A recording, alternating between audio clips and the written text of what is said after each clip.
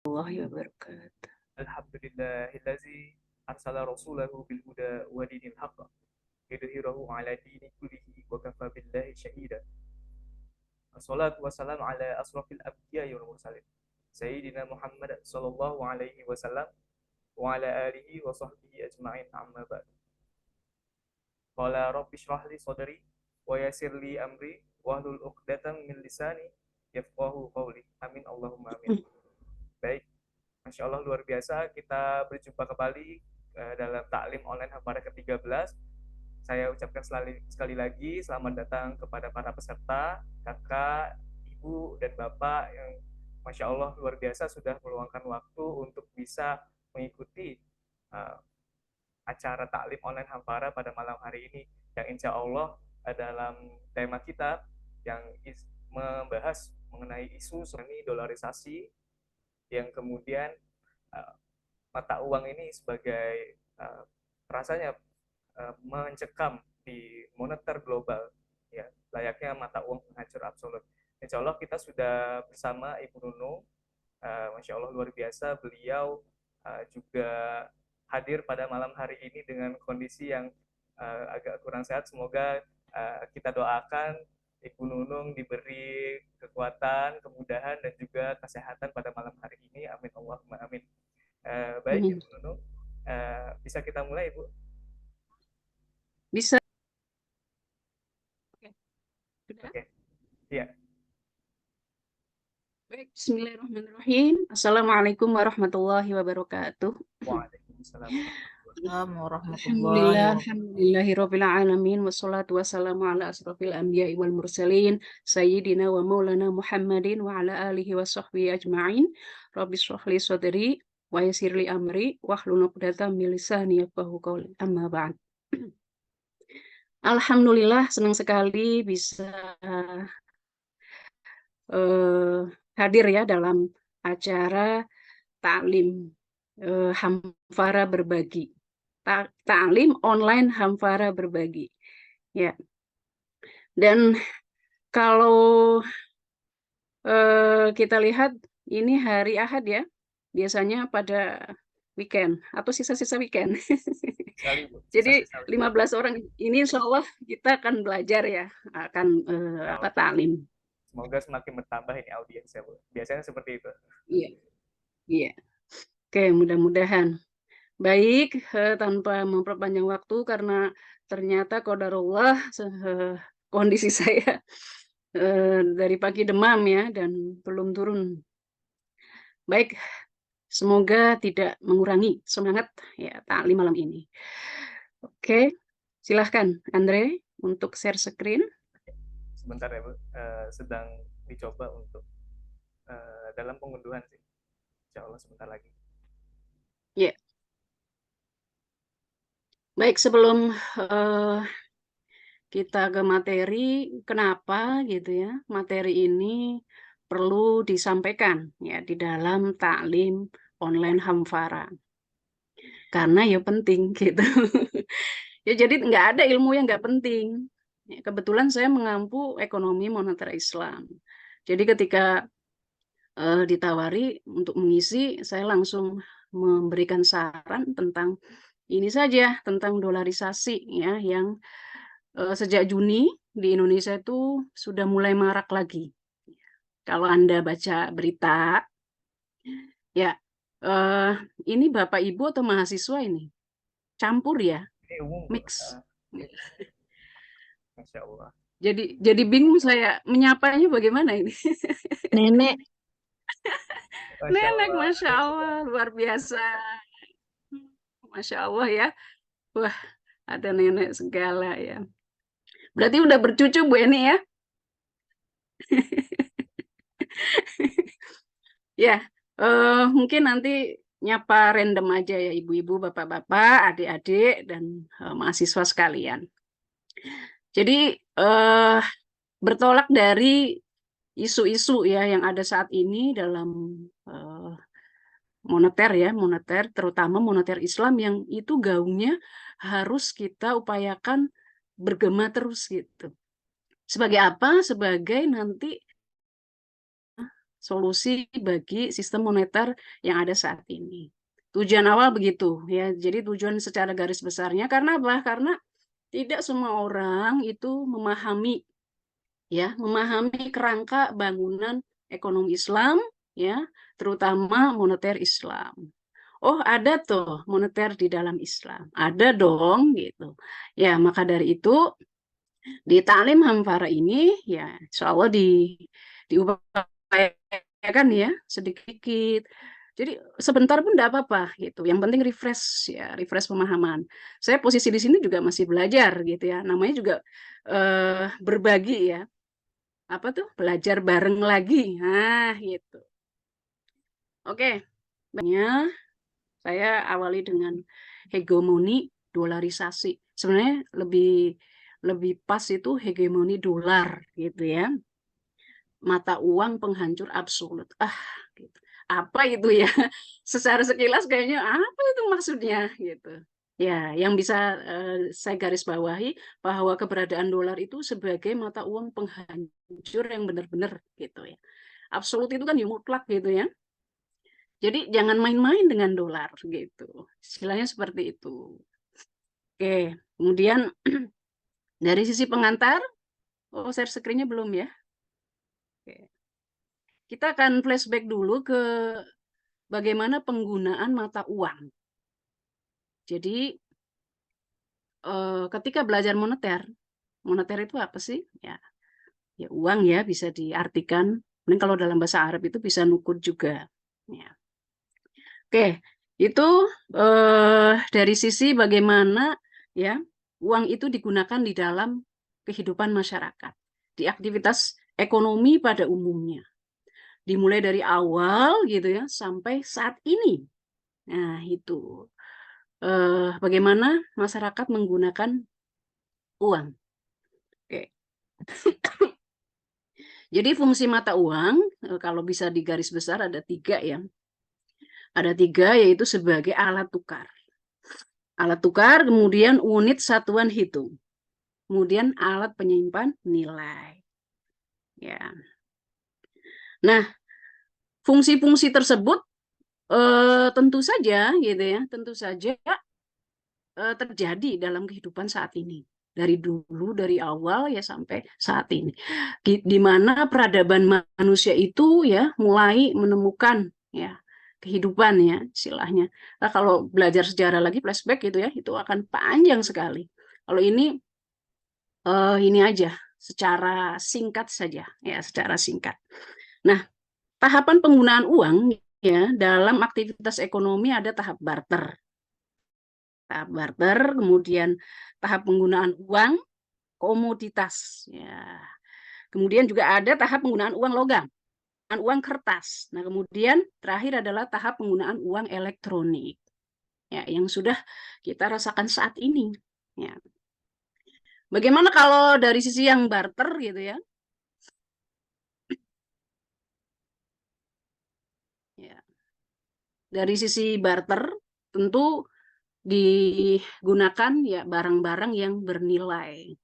Misalnya seseorang si A punya daging, si B punya gandum gitu, kemudian tukeran. Ya. Atau punya buah dan seterusnya. Kemudian uang sebagai komoditas. Ya. Karena apa? Karena ada kesulitan di dalam sistem barter. Kan bingung toh. Nanti barter itu bisa seimbang enggak? Bisa adil enggak? Ya. Jadi akhirnya apa? Sistem uang komoditas. Ya. Nah, syaratnya bagaimana sistem uang komoditas itu? Dia harus diterima atau dibutuhkan semua orang. Ya. Kemudian barang itu juga dapat ditukarkan ya, kepada siapapun. Ya. Jadi nilai tukarnya itu ada gitu ya. Kemudian eh kalau contoh-contoh ya, bangsa Yunani ya menggunakan cincin perunggu ya dan belati ya, bangsa Cina menggunakan pisau dan juga sekop gitu ya dan seterusnya. Ya, jadi itu tahapan uang sebagai komoditas. Kemudian uang logam ya. Uang logam ini mulai pada kalau di Romawi ya sebelum abad ketiga ya sebelum Masehi itu menggunakan mata uang dari perunggu. Ya, kemudian ada koin emas, kemudian di bangsa Persia juga ya mencetak uang emas dan perak ya tahun 546 sebelum Masehi. Itu perjalanan ya, perjalanan atau sejarah uang. Nah, kemudian dikenal sejak 1600 itu ada uang dari bentuknya sertifikat. Kalau di sini gambarnya kartu remi. Jadi kartu remi itu laku, ya, laku untuk sebagai uang. Tinggal dilegalisasi saja, yaitu ditandatangani oleh pemerintah. Ya, jadi pemerintah memegang kontrol. Nah, pada saat itu begitu.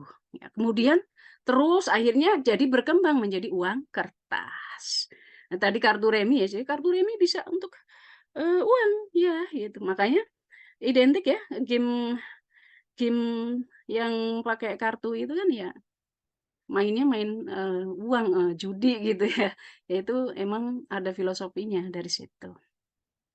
Nah, kemudian singkat cerita gitu ya, kalau kalau didetailkan secara spesifik lagi ini bisa 1 semester sendiri ya. Jadi saya singkat, nanti bisa, belajar, untuk periode berikutnya gitu ya. Misalnya ada waktu lagi kita lanjutkan lagi dengan sesi yang kedua dan seterusnya. Oke, perkembangan uang kertas ya. Jadi awalnya itu berfungsi, sebagai apa, sebagai bank isu ya. Bank isu maksudnya apa? Di mana di situ ada ya konversi ya, konversi uang kertas yang memang dikeluarkan terhadap emas atau perak atau keduanya. Jadi kalau kita ingat ya, di mana Perang Dunia itu mengokohkan ya, Perang Dunia I ya, nanti lihat 2 juga ya, penggunaan fiat money ya dalam transaksi dengan alasan kemudahan dan keamanan. Ya, di mana pada tahun 1941 uang kertas itu, di seluruh dunia bersifat wajib dan tidak terikat dengan emas. Nah, ini juga sudah mulai gitu ya. Kemudian yang terakhir adalah electronic money, ya, uang, elektronik. Ya, dia berbasis fiat money juga ya, yang ada di e-money kartu ya aksesnya, kartu e-money sendiri. Ya, baik, banyak sekali yang menerbitkan milestone ya atau, tonggak ya, tonggak dari apa yang dicapai, tonggak pencapaian dolar Amerika itu. Mulai dari awal ya, dari, perjanjian Bretton Woods yang memberikan keputusan bahwa dolar Amerika Serikat harus menjadi standar, menjadi uang standar internasional, begitu. Yang kemudian di-backup oleh emas pada saat itu, ya. Tapi kok lama-lama akhirnya jadi enggak, gitu. Jadi belas nggak di-backup sama emas. Apa emasnya habis di Amerika? Enggak, emasnya banyak, masih banyak. Coba nanti kalau kita lihat cadangan emas, di Amerika berapa, tuh, wow, gitu ya. Dan ada 10 negara ya terbanyak cadangan emasnya. Ya, kita lihat ya di jadi dolar Amerika itu menjadi apa? Kenapa kok dolar Amerika menjadi uang standar internasional? Ya. Dan itu banyak sekali peminatnya gitu. Karena pada saat itu ternyata gitu kan di sisi lain ada beberapa yang butuh juga ya semacam ada apa, negara-negara yang memang sangat butuh dolar waktu itu. Hingga apa? Paman Sam ini atau negara Mamarika ini meminjamkan kepada negara-negara tersebut, akhirnya apa? Akhirnya menjadi ketergantungan terhadap dolar. Ya, pinter juga gitu. Kan strategi strategi, untuk menjebak gitu ya, menjebak negara-negara lain untuk masuk, untuk tunduk, itu luar biasa gitu Amerika. Iya, karena Amerika ya. Nah, terus kenapa 2003 ini mengalami penurunan? Ya, walam ya, bisa jadi salah urus. Ya, karena begitu kan ya matriksnya ya, matriks di dalam stabilan moneter suatu negara. Kadang begini, Amerika menganggap bahwa kamu itu nurut sama saya enggak gitu. Ya. Jadi kalau negara-negara yang ngeyel itu ya dia nggak akan ini gitu, nggak akan diperhatikan gitu ya. Maka itulah terkenal juga dengan negara-negara berkembang itu takut ya, takut di bawah ya kekuasaan Amerika. Oke, kemudian juga ada beberapa ya ini ya, di mana ekonomi AS itu saat ini menyumbang sekitar 25% dari PDB global ya. Ya, 25% tuh ya lumayan kan ya dari seluruh dunia. Ya, PDB global loh ya. Nah, itu berarti kita bayangkan aja ya PDB itu apa aja nanti di situ. Ya, ada transaksi-transaksi apa saja dalam warganya. Ya, ya luar biasa. Ya. Ya, kemudian hampir 60% cadangan devisa bank, ya bank sentral dunia itu disimpan dalam bentuk aset ya yang memang disederhanakan menjadi dolar AS ya pada tahun 2012. Kemudian IMF juga adanya ini ya organisasi standar moneter dunia IMF ya standar moneter internasional itu yang dibikin ya. Di situ dengan beberapa tujuannya gitu ya itu cukup ya menjadi apa menjadi uh, terlihat hegemoninya Amerika ya makin terlihat hegemoninya ya IMF itu kalau kita lihat gitu kinerjanya itu kan yo ke negara-negara berkembang nawarkan utang dengan manis semanis madu gitu ya ayo ngajukan aja ini loh ada kita bisa mensupport gitu mensupport pinjaman gitu ya kayak gitu ya ya kalau terlena atau negara-negara yang benar-benar butuh ya dia akan tertarik tanpa melihat konsekuensinya misalnya ya kayak Indonesia aja ya Indonesia kan sudah terkena jebakan IMF ya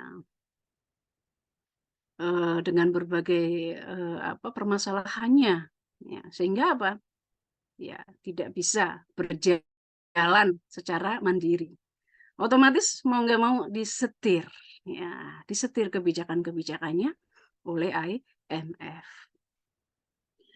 Nah kemudian hampir semua kontrak komoditas termasuk minyak mentah ya dipatok dalam dolar AS coba ya gimana nggak dolar itu hegemoni di dunia gitu ya jadi kalau misalnya sekarang ada animo untuk dedolarisasi atau membuang dolar kasarnya gitu ya itu ya dilihat dulu mampukah jangan-jangan nanti malah jadi bahaya gitu ya berarti kesiapan apa ya macam-macam karena ini adalah persoalan umat ya persoalan sistemik nggak bisa hanya mandiri individu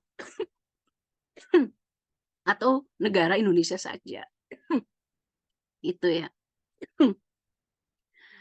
oke kemudian maaf dolar AS sebagai mata uang cadangan dunia ya digelontorkan kepada negara-negara di dunia melalui di lembaga tadi ya IMF dan juga ada World Bank ya, Bank Dunia silakan gitu ya dengan skema yang ada aturannya gitu ya ini juga perlu dikulik lagi seperti apa gitu ya oke nah kemudian Amerika Serikat juga ya memasarkan produknya kepada negara-negara berkembang dalam bentuk program pembangunan ekonomi yang dibiayai dengan utang luar negeri. Nah, ya otomatis kan pakai dolar lagi. Gitu.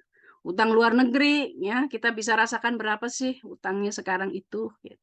Katanya setiap bayi yang lahir sudah menanggung utang ya di Indonesia ya. Ya, subhanallah gitu. Mengerikan. Ya. Oke, kemudian eh setelah itu ada yang namanya dampak dominasi dari ya dominasi pasar ya keuangan global. Jadi penggunaan dolar Amerika di seluruh dunia itu menguntungkan Amerika Serikat. Ya so pasti tentu saja. Iya nggak? Iya. orang-orang negara-negara lain gitu ya pada pakai dolar Amerika untuk transaksinya, untuk pembayaran, untuk macam-macam gitu ya. Ya senang ya dengan selisih ya nilai kurs yang ada, ya tentu dolar di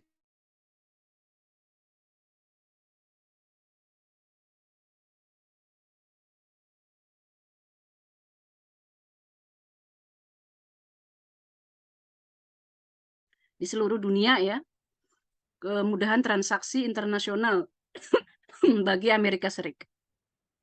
Kemudian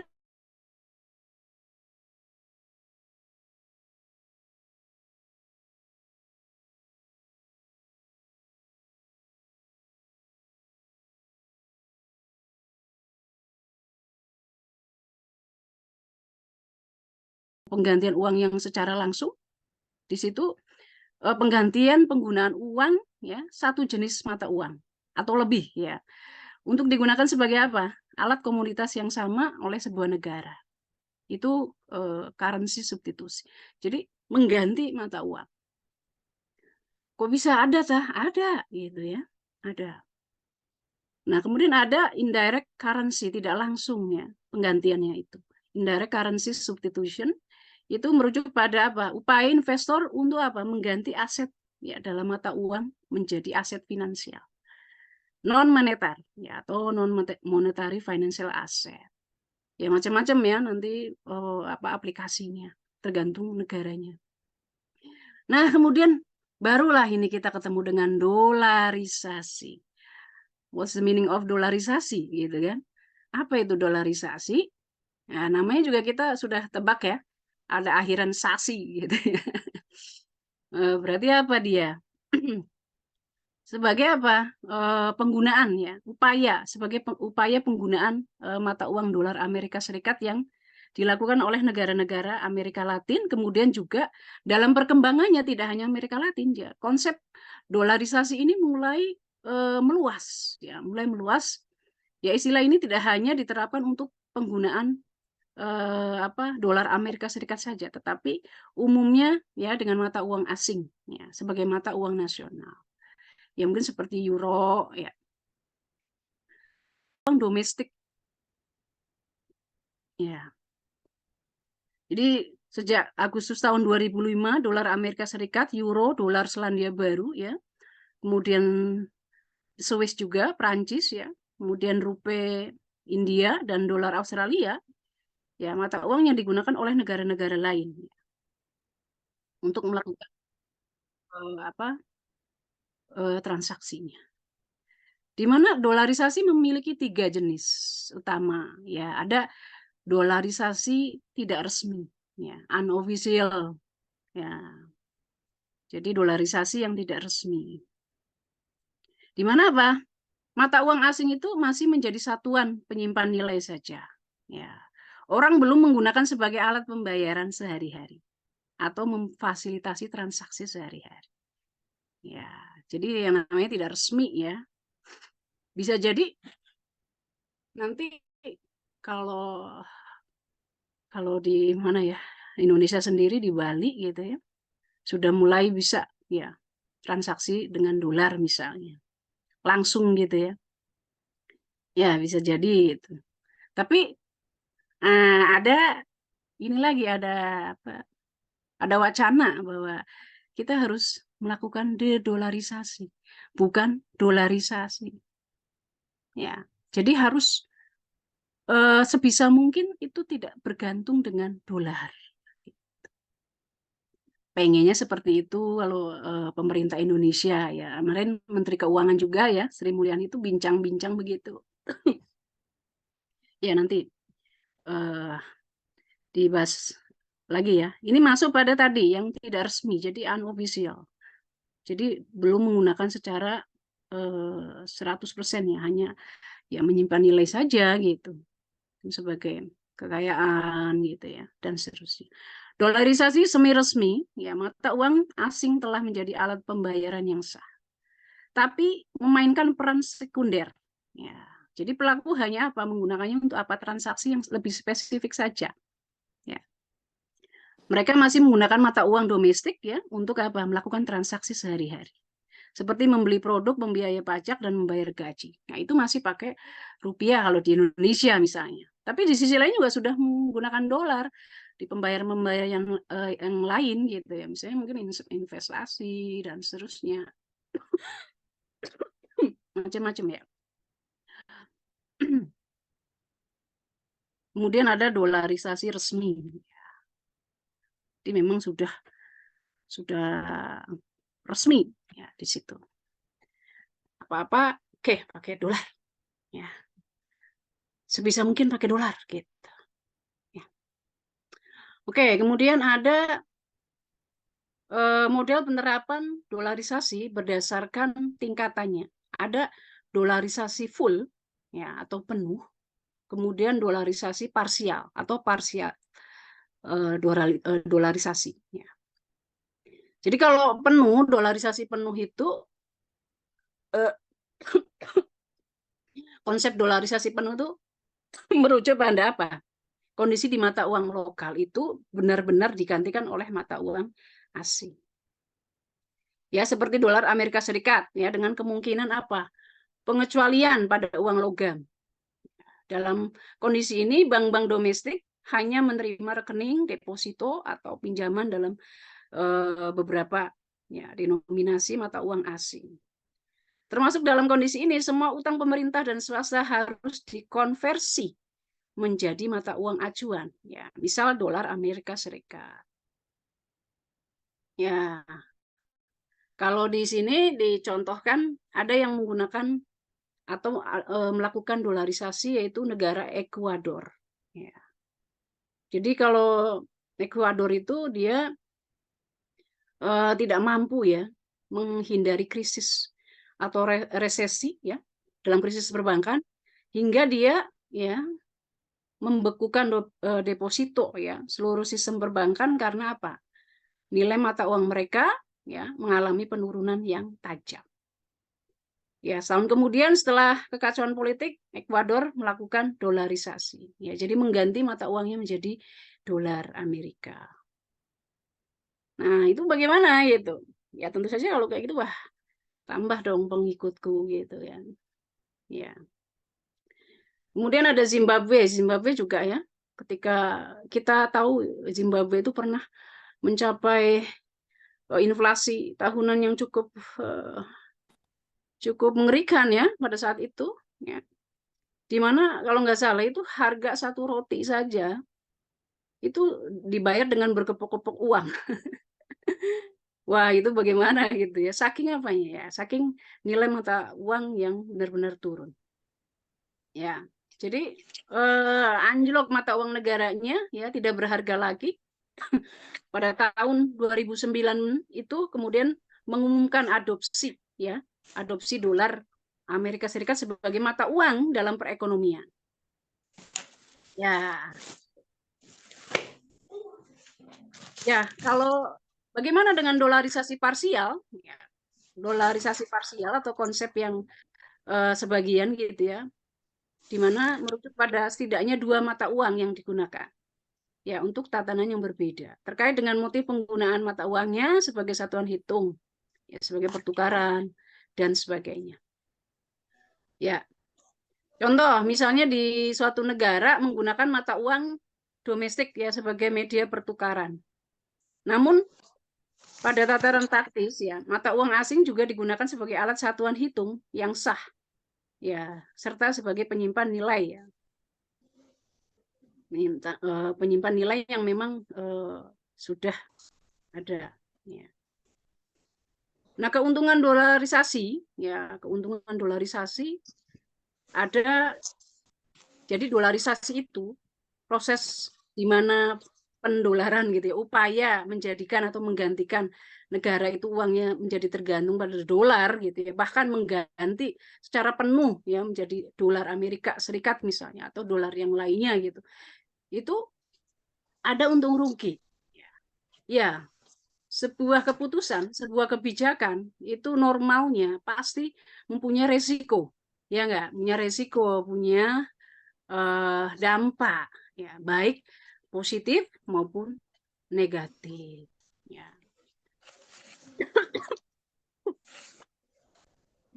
Jadi kalau kalau berbicara keuntungan dolarisasi, untungnya apa ya?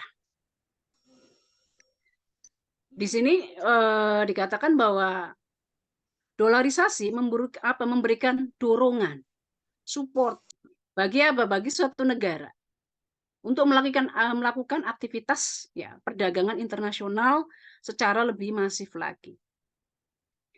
Ya, jadi dengan adanya dolarisasi itu mengurangi ketidaksamaan atau mismatch ya, antara mata uang domestik dengan mata uang asing. Ya, karena sudah mengacu dolar gitu ya. Sudah enak aja gitu ya, nggak usah macam-macam kamu gitu ya. Itu keuntungan. Kemudian ada kerugian. Ya. Kalau sudah bicara keuntungan, pasti kita bicara juga tentang kerugian. Dolarisasi kerugiannya apa? Yang jelas di mana negara-negara yang melakukan dolarisasi mempunyai pertumbuhan ekonomi yang lebih rendah. Ya, lebih rendah daripada siapa? Daripada ya negara yang tidak menerapkan dolarisasi. Kok bisa? Ya bisa ya banyak hal. Ketika tergantung atau menggunakan dolar, ya, otomatis harus ya, melakukan penyesuaian-penyesuaian, melakukan beberapa hal ya, capaian-capaian. Akhirnya apa? Bisa jadi ketika negara itu belum siap, gitu, maka belum bisa mengejar. Ya di sisi lain juga apa? Ya disetir. Negara-negara yang melakukan dolarisasi, ya itu tidak dapat melakukan kebijakan fiskal yang bijaksana daripada negara yang tidak menerapkan dolarisasi. Maksudnya gimana kebijakan fiskal yang bijaksana itu? Ya. Jadi kalau kebijakan fiskal itu kan terkait dengan APBN ya, APBN suatu negara. Jadi kalau menggunakan atau mengadopsi dolarisasi, ya serta merta otomatis semuanya ya diukur dengan dolar. Kalau dolarnya full misalnya, atau dengan melakukan beberapa ya upaya-upaya lain yang itu bisa mengejar. Bisa jadi ya antara negara yang dia itu melakukan dolarisasi dan tidak, ya itu ya jadinya bersaing gitu kan, berlomba. Dan ini juga menjadi permasalahan tersendiri. Tidak bisa mandirilah intinya seperti itu. Karena apa? Karena ya ada campur tangan juga. Ya. Kemudian negara yang melakukan dolarisasi akan mempunyai perilaku current account yang berbeda dengan dengan negara yang tidak menerapkan dolarisasi. Ya, maksudnya dia itu melakukan menjadi transaksi atau melakukan transaksi-transaksi di bank gitu ya. Misalnya dalam simpanan giro dan seterusnya gitu ya. Akhirnya apa? Akhirnya jadi punya perilaku itu. Ya, karena keuntungannya besar. Keuntungannya besar. Gitu. Ya, itu ya sekilas tentang dolarisasi. Nah, kemudian ya jadi pertanyaan, adakah gitu ya upaya-upaya untuk melawan hegemoni dolar di dunia ini? Ya, ada lah pastinya ya. Pastinya ada beberapa negara yang tergabung dalam BRICS. Ya, Brazil, Rusia, ya. Terus apa? India, R-nya apa? C-nya Cina. Ya. Nah, waktu tahun 2001 itu baru 4. Kemudian tahun 2011 gabung Afrika Selatan ya, South Africa. Jadi BRICS. Nah, di mana negara-negara ini membuat sebuah organisasi ekonomi secara internasional. Tujuannya untuk apa ya? Tujuannya untuk bersaing ya dengan dolar. Jadi ya sebisa mungkin bahwa kita itu lepaslah dari dolar gitu. Kita pakai uang kita sendiri aja. Ya, intinya kan seperti itu. Ya. Pakai uang sendiri ya. Di mana sebenarnya kalau kita kulik lagi gitu ya, yang namanya kondisi dolar Amerika itu sebagai fiat money itu ya dia berdiri pada pondasi yang rapuh. Ya, sudah kalau anak-anak perbankan insya Allah udah belajar ini ya. Udah berdiri pada pondasi yang rapuh ya.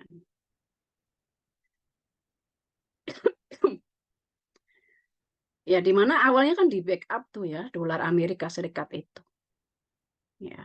Akhirnya apa? Sektor real berkembang lebih pesat dibandingkan ekonomi real. Sektor non real ya. Karena apa? Ya, biasalah ya permainan valuta asing ya. Sudah menjadi alat komoditas uangnya. Ya, bukan sebagai alat tukar lagi. Akhirnya di beberapa ya kondisi dolar Amerika tersebut itu masih ada yang ya ada yang tergantungan. Sekarang kalau ditanya, ayo yuk lepas dari dolar yuk gitu. Bisa nggak? Berani nggak? Masalahnya di sisi lain juga negara-negara itu ketergantungan juga. Ya, sudah kalau harga minyak mentah misalnya beli ya dengan Amerika Serikat yang cadangan emasnya segitu gitu ya. Luar biasa banyaknya gitu. Jadi sesuatu untuk menggulingkan hegemoni ini tidak sederhana. Ya. Jadi tidak sederhana seperti yang mungkin kita bayangkan. Tapi kan namanya tidak sederhana, ya itu pasti ya ada jalan keluar ya. Maka ada yang namanya dedolarisasi. Ya. Jadi gerakan untuk mengurangi ketergantungan negara lain terhadap dolar. Ya, ya kayak deradikalisasi ya, supaya gerakan-gerakan radikalisme itu dihilangkan. Nah, ini sama ada dedolarisasi. Ya. Ya, jadi langkah ya dedolarisasi dilakukan oleh Brazil tadi dengan BRICS tadi ya. Brazil, Rusia, India, China ya, dan South Africa, Afrika Selatan ya. Jadi membuat aliansi dagang BRICS ya. Sesaat setelah Barat menyatukan sanksi terhadap Moskow pada saat itu ya. Dan ada beberapa hal ya yang kau lagi nurut ora gitu karo Amerika gitu kan, sama Amerika nurut enggak gitu kan. Kalau enggak ditandai itu ya. Ya jadi nanti Indonesia posisinya di mana ini? Masih ada di bawah ketiaknya Amerika ya. Atau berusaha untuk lepas ya. Walaupun dengan susah payah gitu ya. Dengan susah payah lepas dari cengkeraman hegemoni Amerika. Oke, kemudian dedolarisasi ya juga ada ya Bank Indonesia dan Bank of Korea ya menandatangani MOU penggunaan mata uang asing lokal untuk transaksi bilateral. Jadi hubungan transaksi bilateral antara dua negara gitu ya. Itu ya kita sudah tidak lagi menggunakan dolar. Ayo kita masing-masing menggunakan mata uang kita saja gitu. Afwan, Pengennya seperti itu gitu. ini terlihat nggak di Ibu slide-nya, Bu? Terlihat. Oh, Ya, terlihat. baru terlihat. Ya, tadi tidak terlihat. Ya, Oh, agak kendala ini, Ibu. Mohon maaf ya, Ibu Bapak sekalian. kayaknya sinyal ya, kendala jaringan. Jaringan juga. Bagaimana, Bu, Ibu Nunung, ini di slide Ya, kira-kira lanjut atau oke. Ya, lanjut. ya? Jadi dedolarisasi ini sudah dilakukan sebenarnya ya oleh beberapa negara di dunia. Ya. Apa? Jadi mencoba untuk mengurangi ketergantungan mereka terhadap dolar Amerika Serikat ya. Karena ketergantungan terhadap dolar mengakibatkan apa? Beberapa dampak negatif ya terhadap stabilitas ekonomi suatu negara. Kemudian ada upaya-upaya juga dari beberapa negara, itu ada local currency settlement ya, atau LCS gitu. Jadi penggunaan mata uang lokal dalam transaksi bilateral. Jadi kalau melalui LCS itu, ketika negara ingin melakukan aktivitas ekspor dan impor, tidak perlu menukarkan uang ke dolar, ya ke dolar Amerika misalnya, ke dolar Amerika Serikat gitu ya. Ya, hal ini berdampak apa? Pada berkurangnya kebutuhan terhadap dolar. Ya. Jadi ketergantungan negara-negara ya yang tadi melakukan hubungan bilateral tadi itu berkurang terhadap dolar. Apakah suatu yang bagus gitu? Iya, suatu yang perlu kita apresiasi. Apapun itu ya, entah nanti upayanya tidak sistemik atau hanya parsial saja gitu ya.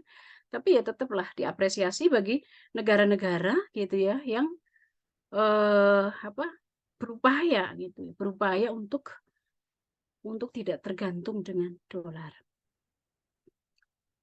Nah, kalau kita lihat ya kondisi yang dihadapi, ya, kondisi yang dihadapi di dalam apa hingga 2021 ya, di mana persentase ya dolar AS di cadangan devisa global itu masih di atas 50%. Wow gitu ya, masih tinggi ya. Sementara mata uang terbesar kedua, yakni euro, hanya sekitar 20% saja. Artinya dolar AS masih merajai cadangan devisa global. Jadi cadangan devisa ya untuk alat-alat transaksi pembayaran, ya, macam-macam ya, itu bisa masih dipelopori atau masih ya dirajai gitu ya oleh Mama Rika. Akhirnya apa?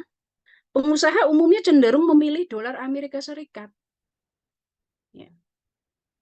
Mau transaksi investasi lebih senang menggunakan dolar Amerika Serikat. Kenapa? Payu. Ngerti payu ya? Laku. Kalau yang lainnya laku nggak, Bu? Ya, lihat saja gitu. Apalagi rupiah. Rupiah apa laku gitu. Ya, laku titik-titik tertentu ya. Yang jelas lokal saja gitu ya. Itulah ya. Benar-benar hegemoni dolar itu. Kemudian,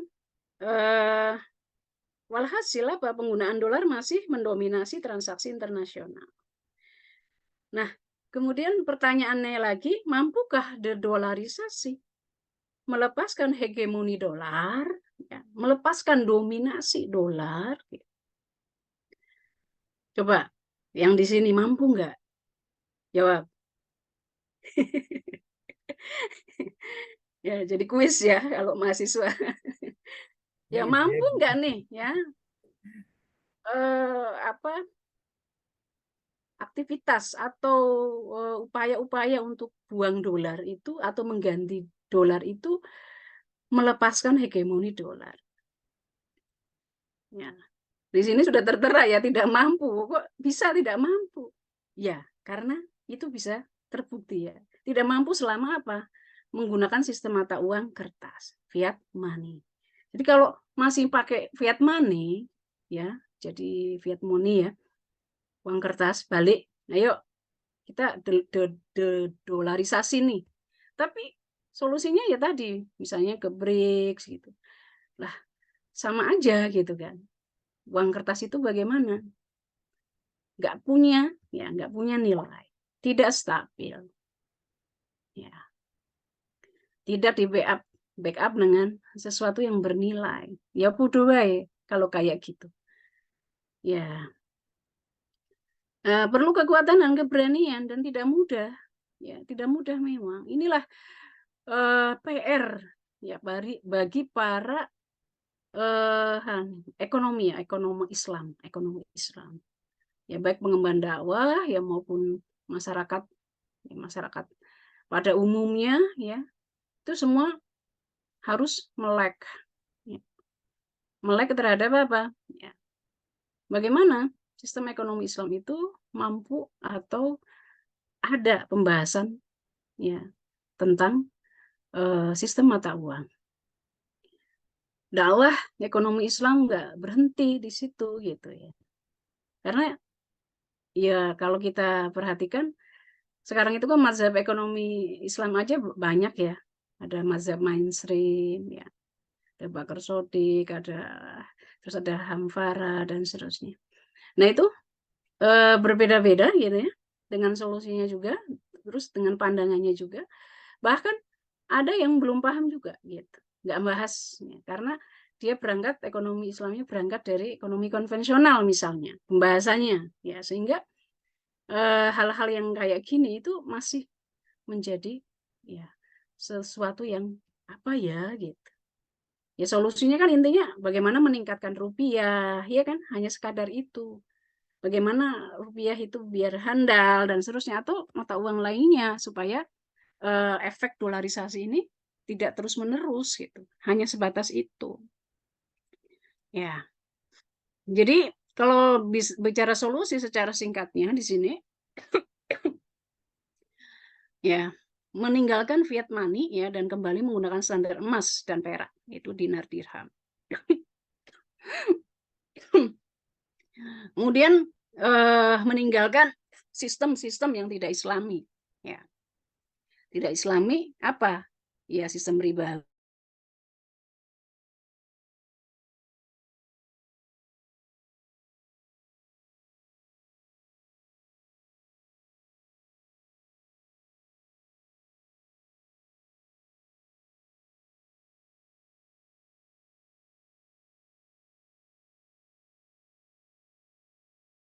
Yang apa ya istilahnya harus diluruskan juga. Ya memang karena faktanya memang begitu saat ini. Akhirnya apa mereka antipati. Ya udahlah, pokoknya nggak usah gitu ya. Ya, perlu kekuatan dan keberanian. Ya, kekuatan dan keberanian siapa gitu ya. Ya semuanya gitu. Nah, kalau kita tilik lagi di mana problem dunia saat ini gitu ya. Melepaskan diri dari standar emas dan perak. Jadi sudah lama sekali ya Muslim itu sudah ya hidup dalam ya sistem keuangan yang tidak berbasis emas. Ya. Tapi dengan fiat money yang itu rentan sekali ya akan inflasi, kemudian ketidakstabilan ya dan juga tidak berharga. Ya karena kalau kita lihat tadi ya disobek aja atau kena kebakar ya hilang gitu. Ya. Beda dengan emas ya. Itu lebih lebih apa?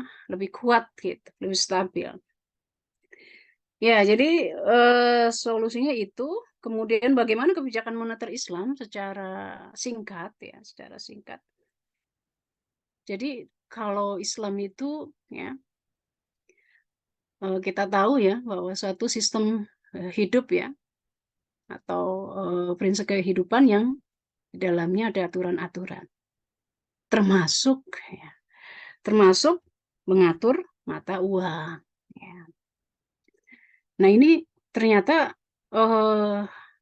pemahaman seperti ini sedikit banyak ya tidak dipahami oleh masyarakat secara umum ya, maka nanti harapannya kepada alumni-alumni Hamfara ya, kemudian juga mahasiswa Hamfara itu ya mendakwahkan ya atau mengopinikan terkait dengan hal ini.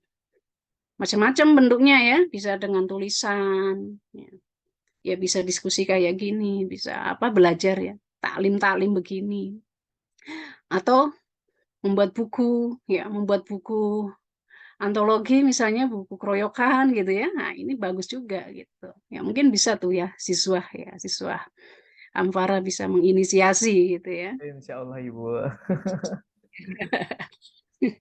Oke, kemudian kebijakan moneter Islam secara singkat ya ini insya Allah sudah dipahami kalau sama anak-anak Amfara ya. Jadi Islam itu mengatur mata uang ya dari dua aspek jenisnya kemudian penggunaannya. Nah, jenisnya ya itu berbasis emas dan perak. Ya, metal system ya jadi dua. Ya. Jadi negara boleh mencetak uang kertas atau uang logam kecil ya, namun harus di backup 100% dengan emas dan perak. Nah, kalau sekarang kan faktanya nggak di backup sama sekali gitu. Walaupun sebenarnya Amerika itu emasnya banyak cadangan emasnya. Tapi kenapa dia nggak mau backup itu? Udah ribet katanya, ribet dan juga sudah ada kepercayaan di dunia internasional itu. Akhirnya kan pada ya wis nerima wae gitu, terima saja gitu.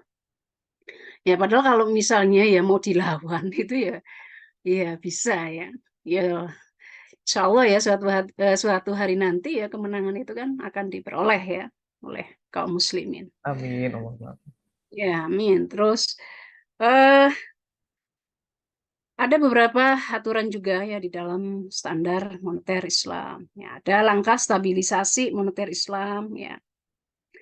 Negara harus memiliki cadangan devisa ya, yang cukup ya untuk apa? Dikonversi ya. Untuk apa?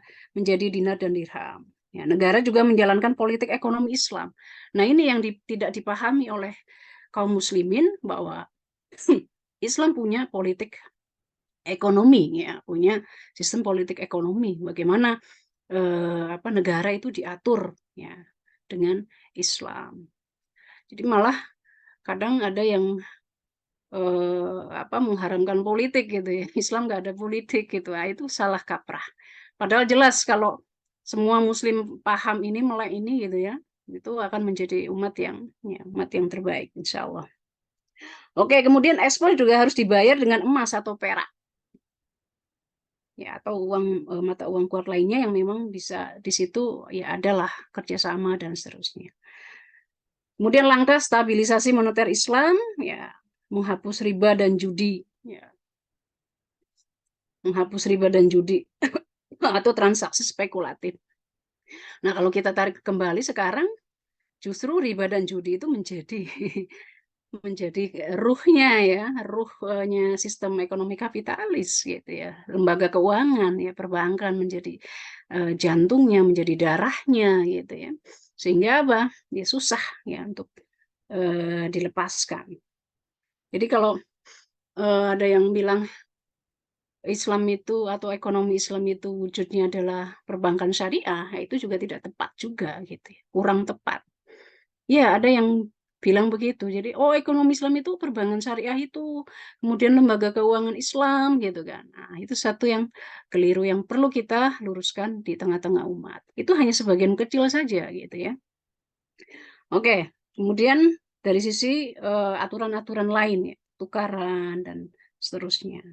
Ini memacu sektor real ya, sektor-sektor yang memang ada secara real, secara nyata ya, bukan hanya perputaran yang non real ya, seperti itu. Dengan melakukan beberapa aturan-aturan, nggak boleh konsumen gitu ya.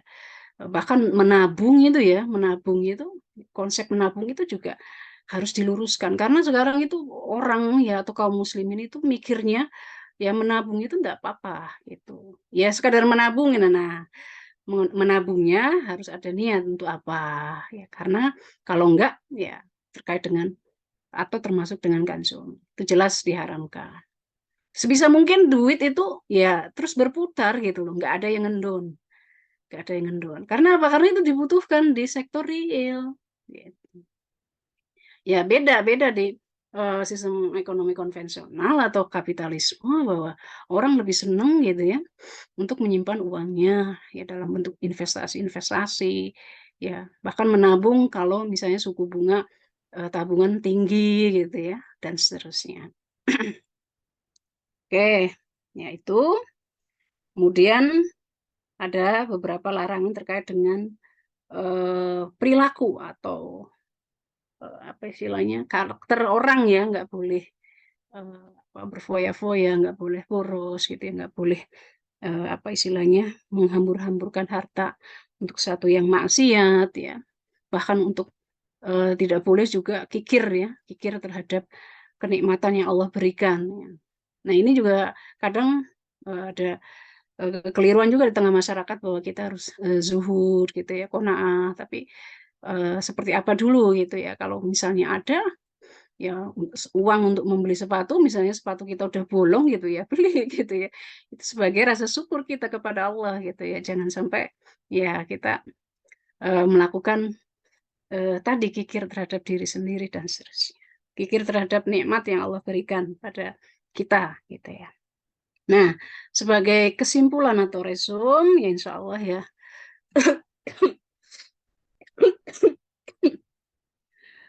jadi yang namanya dolarisasi itu adalah proses yang alami, ya, alamiah ya dari hegemoni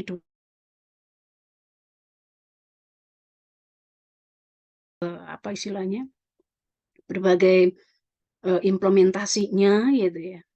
Nah, yang menjadi apa istilahnya muhasabah itu ini tidak mudah gitu. Ini hal-hal yang merupakan proses baik dari individu ya sebagai seorang pengemban dakwah misalnya, sebagai seorang intelektual ya, seorang muslim yang dia punya pemikiran yang apa istilahnya yang kritis ya, yang kritis terhadap fenomena saat ini itu perlu ya perlu di di ya kita tingkatkan kembali. Nah, sebagai akhir gitu ya, sebagai penutup ya di mana dolarisasi itu punya sisi positif ya dan negatif.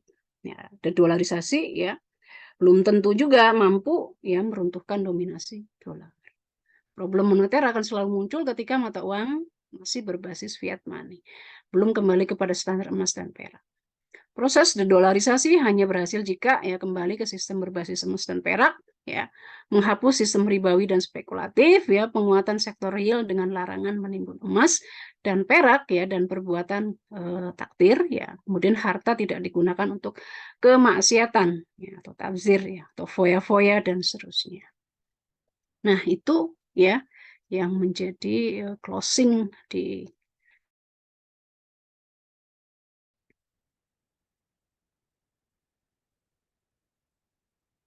Iya, baik Ibu Nurun. Masya Allah luar biasa. Dalam keadaan kurang fit ini Bu ya. Ya Allah, semoga selalu diberikan kekuatan Ibu, kesehatan, segera disembuhkan ini insya Allah. putus-putus Andre. Iya, agak putus-putus ya. Dengar suaramu putus-putus di dekat saya. Agak putus-putus ya. Ya, mohon maaf ini guys semua Bapak Ibu, kakak sekalian ini ada kendala jaringan dari saya pribadi. Ya, terdengar bagaimana Bu? Sudah terdengar? Sudah. Oke, eh, insya Allah beberapa menit lagi ya, karena kemudian narasumber kita juga sedang dalam kondisi yang kurang fit dan insya Allah kita akan eh, sampai jam 9 saja ini insya Allah. Kemudian bisa satu pertanyaan mungkin atau ya satu dua pertanyaan ya diskusi mungkin bisa ya Bu ya. Oke, Boleh, silakan Bapak, boleh. silakan Mudah-mudahan. kakak sekalian yang ingin bertanya dan berdiskusi, monggo bisa on mic ataupun melalui chat.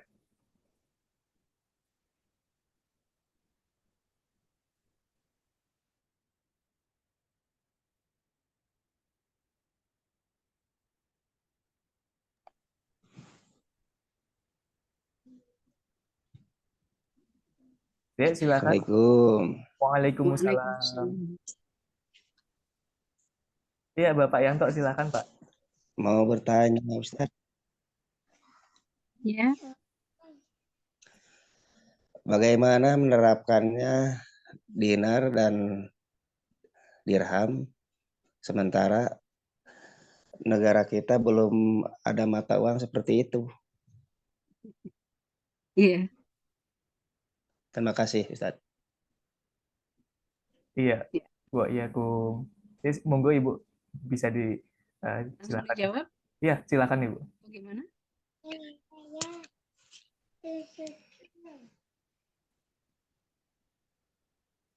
Langsung jawab Andre ya. Oke, Baik, terima kasih Pak pertanyaannya. Nah, ini eh, menjadi pertanyaan saya juga.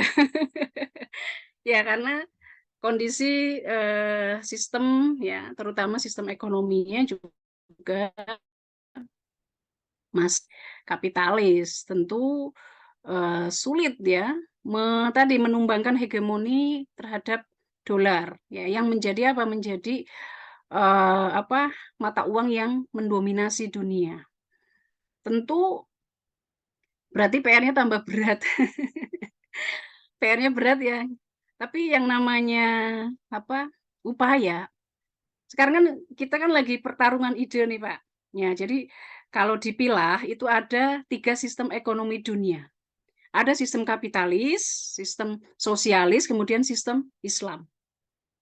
Nah, masing-masing eh, sistem itu berupaya untuk eksis, berupaya untuk ada dan diikuti oleh banyak manusia. Bahkan pengennya secara alami ya, secara alaminya itu pengen dia berkuasa gitu. Nah, itu ya. Jadi kalau sekarang kita itu sedang bersaing nih ya dengan sistem ekonomi kapitalisme dan sistem ekonomi sosialisme.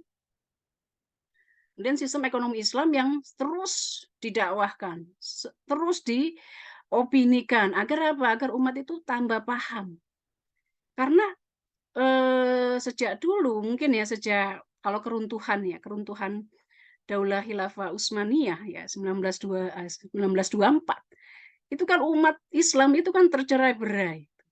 Ya, tercerai-berai, nggak punya payung. Akhirnya mengadopsi sistem-sistem negara yang bukan Islam. Termasuk sistem ekonominya yaitu sistem moneternya. Mau nggak mau gitu. Gimana lagi? Apalagi Indonesia. Ya, Indonesia itu ya kelasnya aja negara yang masih berkembang. Ya, walaupun pernah ya dikatakan negara kaya gitu. Itu penuh dengan ini nih tujuan tertentu ya, padahal faktanya belum ya. Belum termasuk Indonesia itu menjadi negara kaya. Ya, begitu ya. Tentu susah dan sulit, tapi sekali lagi yang namanya susah dan sulit itu bukan berarti tidak bisa. Ya, dengan upaya-upaya dakwah ya, terus diopinikan kepada umat gitu ya, itu lambat laun insya Allah akan bisa. Tentu ini bukan hal yang mudah. Harus dengan semua ya. Jadi sistem itu kan rangkaian ya. Jadi kerangka bangunan. Nah, dia harus sinergi. Jadi nggak bisa cuma sistem moneternya gitu ya, ditopang dengan dinar dirham misalnya, tapi di sisi lain kebijakannya atau sistem politiknya itu bukan Islam gitu. Ah, itu nggak jadi. Karena apa? Nggak sejalan.